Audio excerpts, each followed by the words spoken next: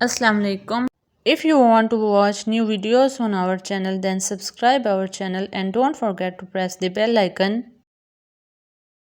Moreover, for appreciation, like our video and share it with your friends. You can also comment below giving your suggestions. Now let's start today's video. The Old Man and the Sea by Ernest Hemingway, 1899 to 1961. Significance of the second portion of the novel. 1.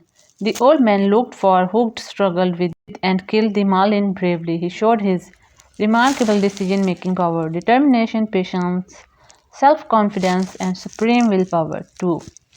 The old man's reactions to the qualities of the marlin and his appreciation of it become clear. He took the marlin as his enemy, friend, and brother all in one. He appreciated its shape, size, and dignity. He called it wonderful and strange. He spoke to it. He had sympathy for it. 3. The old man's thought and his talk with himself, or his talk directed at the marlin, were a commentary on the action in which he was involved. These showed his psychological makeup, character, and past. His references to baseball, the boy Manolin, the lions, and his hand wrestling with a Negro were symbolic representations of his own life. 4. His attitude towards religion was not truly spiritual or devotional, but was just mechanical, as he just repeated Our Fathers and Hail Marys like a common school lesson.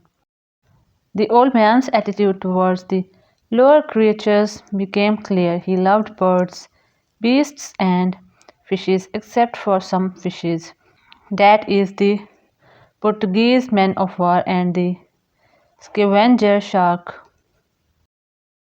He especially loved the marlin and flying fish, and felt sorry for the weak and delicate birds that could not face the cruelty of the ocean. 6. The personality and character of the old man fully came out. He had superb knowledge of the sea and its creatures, fishing techniques, and the changes of the weather on the sea. Attack of the sharks, large fish with sharp teeth. As the old man started on his homeward voyage, the big sharks began attacking the dead marlin fastened to his boat. As one mako shark tore away a big piece of the marlin's flesh, he hit it with his harpoon. The shark was killed, but it took away his harpoon into the sea. He could not easily see the badly mutilated body of the marlin. He felt as if he himself had been attacked. He also felt encouraged that he had killed the shark. He thought a man can be destroyed but not killed. But he had killed the marlin because he was more intelligent or better armed than it. He was not sure how DiMaggio, the baseball champion, would react to his manner of killing it. Hopes in killing. The old man prepared a new weapon by driving his knife into the butt of an oar. He thought that it was foolish and painful not to hope. He told himself not to think of sin. There were enough problems without sin. He himself had no understanding of sin. It was perhaps a sin to kill the marlin. He did it to keep himself alive and to feed many people.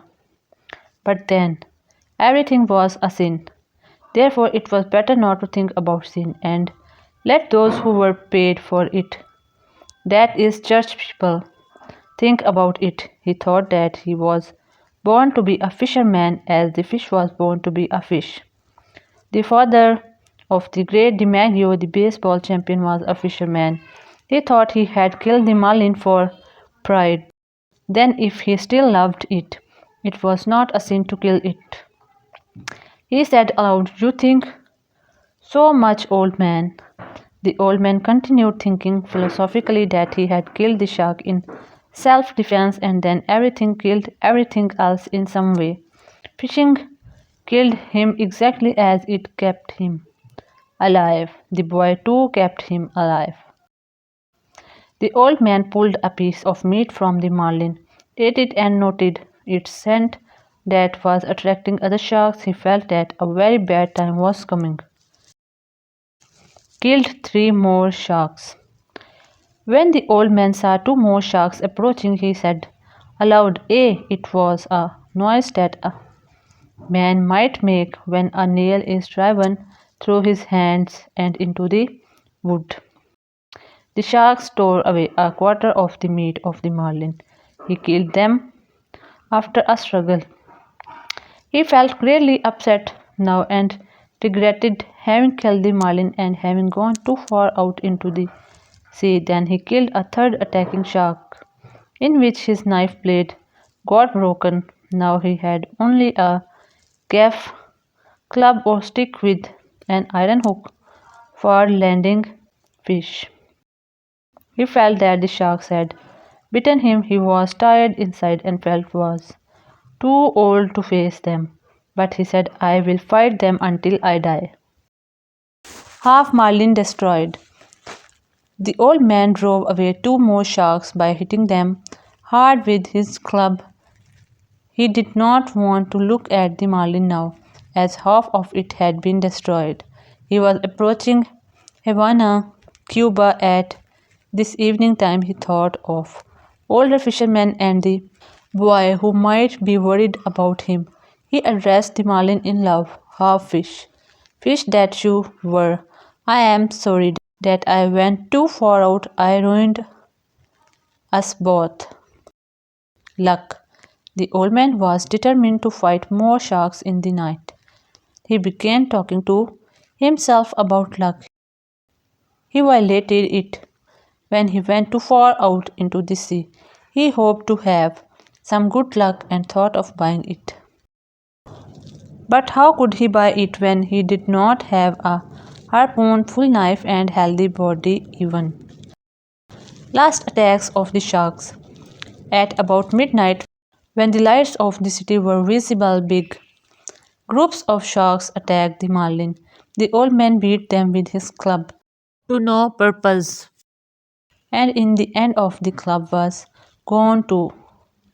When no meat of the marlin was left, there were no sharks. He had now been bitten. He steered his boat carefully towards the shore, thinking of his bed. He asked himself what had bitten him. He replied that only he had gone too far.